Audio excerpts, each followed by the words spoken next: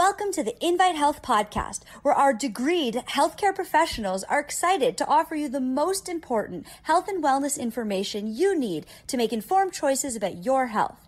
You can learn more about the products discussed in each of these episodes and all that Invite Health has to offer at www.invitehealth.com/podcast. First-time customers can use promo code podcast at checkout for an additional 15% off your first purchase. Let's get started. Thinking about the long-lasting effects of a viral infection oftentimes are taken for granted by us. Maybe you get the common cold and after a few days it resolves and you go about your life and you don't really think about it again. Well, we certainly know a lot more about so many different viruses now. And we also understand that viruses are tough to actually kill. So what happens is many times these viruses, they actually just kind of go dormant. When we think about like a bear going and hibernating. And unlike the bear that wakes up every season, the virus oftentimes can lay dormant for years, we're talking decades, and then decide to come out of hibernation and create havoc in our life. And I want to talk about a particular virus today that we know has been directly linked to a very problematic facial paralysis, and that is Bell's palsy, and it is thought to be the reactivation of herpes simplex 1 virus that is potentially the driving force to this. And the reason why I want to talk about this today is because as we get into the fall and the winter months, we know that oftentimes the incidence of Bell's palsy can go up during those colder months. And we can look at a couple of different factors as to why that is. We can look at lowered immunity. We can look at the potential for, a comorbid viral infection. So getting just the common cold may be the trigger to the reactivation of herpes simplex 1. So I want to talk about that. I am Amanda Williams, MD, MPH, and let's get right to it. Let's talk about Bell's palsy, because statistically speaking, we know that this can, impact roughly around 50,000 Americans every year. So this is not necessarily a rare condition. And we know that when it comes to people who are impacted by Bell's palsy, this is usually going to hit people in their teenage years through their mid-40s more commonly. So there are some different correlations that they've been able to zero in on when it comes down to Bell's palsy. But we also see that there are some comorbid conditions. We can look at pregnant women, for example. Oftentimes in that third trimester, that Bell's palsy will become a problem. We can look at people who are overweight or people who are diabetic with that comorbid upper respiratory infection. So there's some different correlations between the development of Bell's palsy and what may be the causative trigger. But basically at the end of the day, what we know is that it is going to be this reactivation of a viral infection. And the predominant viral infection that pretty much all of the researchers have narrowed down and agreed to is herpes simplex 1. And understanding that when we look at herpes simplex 1, that's when people get just a common cold sore.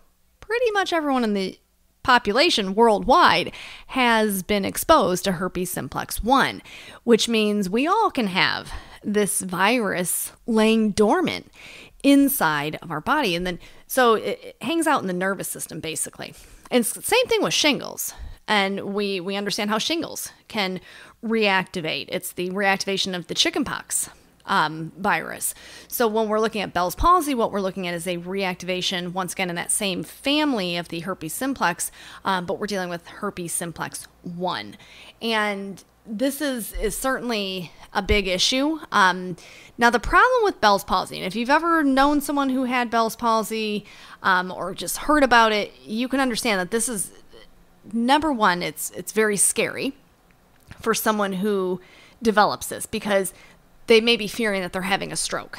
And it's generally going to be, one side of the face, and it creates this significant weakness or a paralysis. And it's rare that you would ever see this on both sides.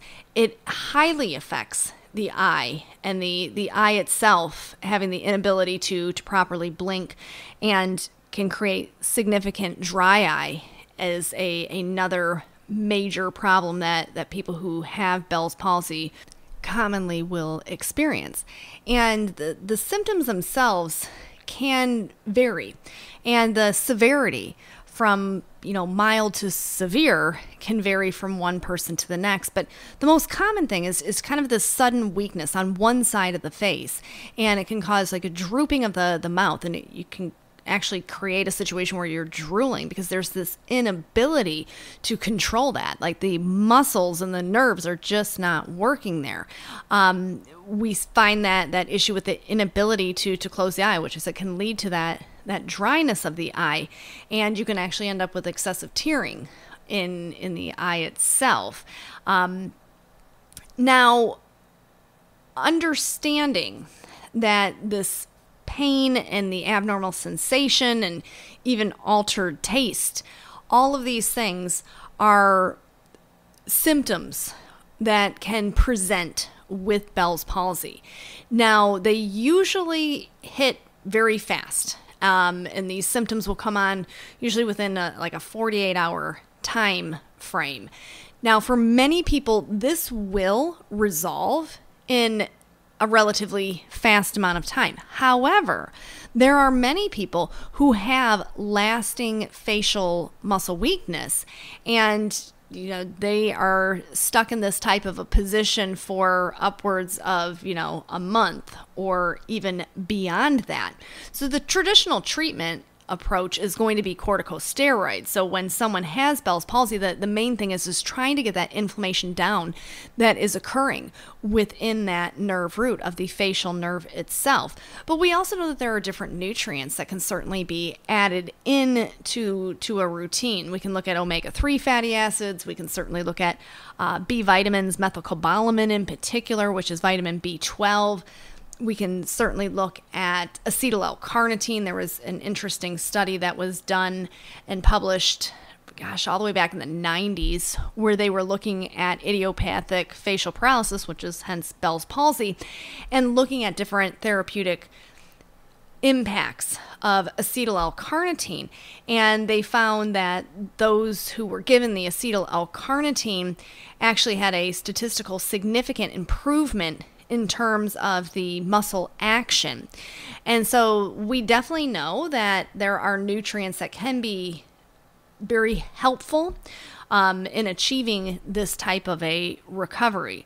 One thing that we know is that we have to make sure that we are, just from the get-go, trying to support our immune system and ease inflammation. So this is obviously where we kind of fall back into that same setting of adherence to a healthy diet, an anti-inflammatory diet on a regular basis, and making sure that we're taking nutrients that are already optimizing our immune defenses. So your vitamin D, your vitamin C, zinc, magnesium, all of those key nutrients that we know are going to be very supportive for bolstering up both our adaptive and our innate immune responses, and then looking at means for the inflammatory response. So this is why if you're taking an omega-3 every day, you're already on that right path. But lysine is another option. We know that with even like when we're looking at shingles, for example, we know that the reactivation of the chickenpox virus is highly reliant on arginine. So we can try to offset that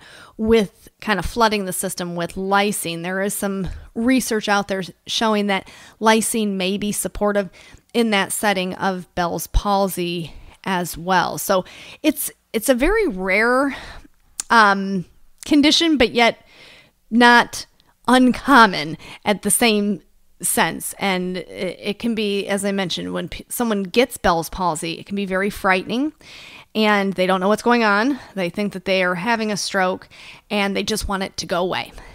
So my biggest piece of advice would be definitely make sure you go see your doctor, that you can get on the right, medication such as a corticosteroid to really try and, chase that nerve inflammation out as fast as you can. But at the same time, do make sure that you are taking nutrients that can really help to support the underlying nerve cells as well as the muscles as well. So that's where your B12 and your acetyl L-carnitine, your omega-3 fatty acids, lysine, zinc, all of those key nutrients would really be quite beneficial. So Bell's palsy, definitely something that creates a dysfunction of that nerve, that facial nerve. It's going to affect the tear glands, it can affect the salivary gland, and it creates, generally speaking, that one-sided facial weakness or paralysis, and can really present as though one is having a stroke. So definitely be aware of this as we head into the colder months. We definitely know that there is that correlation. So I said the recent viral infections, common colds, can sometimes reactivate herpes simplex 1 and present as Bell's palsy.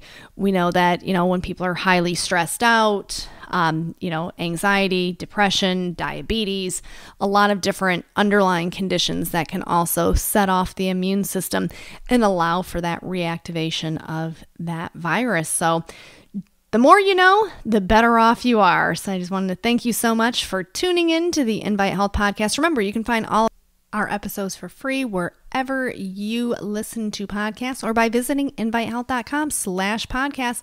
Do make sure that you subscribe and you leave us a review. You can follow us on Facebook, Twitter, and Instagram. And we will see you next time for another episode of the Invite Health podcast.